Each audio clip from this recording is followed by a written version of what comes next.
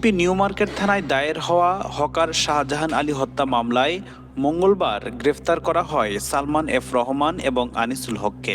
বুধবার তাদের আদালতে হাজির করে 10 দিনের রিমান্ডে নেয় পুলিশ। তারা এখন ডিবি হেফাজতে রয়েছেন। সদ্য বিদায়ী সরকার আমলে গত 16 জুলাই করা মামলায় ধরা খেলেন ওই সরকারের প্রভাবশালী এই উপদেষ্টা ও মন্ত্রী।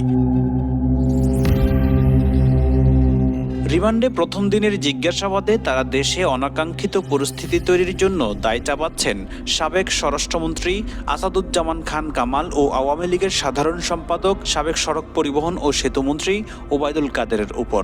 সূত্র আরও জানায়, যে মামলায় সালমান এফ রহমান এবং আনিসুল হককে গ্রেফতার করা হয়েছে সেই মামলায় ভিকটিম গুলিতে মারা গেছেন। অথচ এজাহারে বলা হয়েছে কোটাবিরোধী জামাত শিবির এবং বিএনপি নেতাকর্মীদের এলোপাতাড়ি আঘাতে ভিকটিম শাহজাহান মারা গেছেন।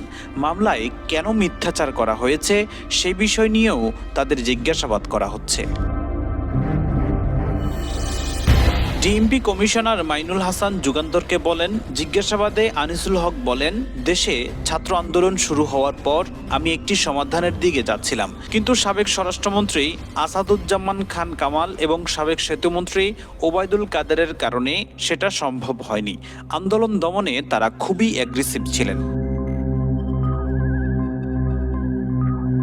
এছাড়া তৎকালীন প্রধানমন্ত্রী শেখ হাসিনাকেও বাস্তবতা বোঝানো যাচ্ছিল না। এ কারণে আন্দোলন এক পর্যায়ে নিয়ন্ত্রণের বাইরে চলে যায়।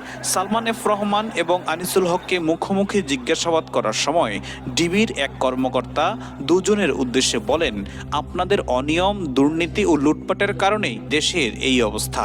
এ সময় তারা নির্বিকার ছিলেন।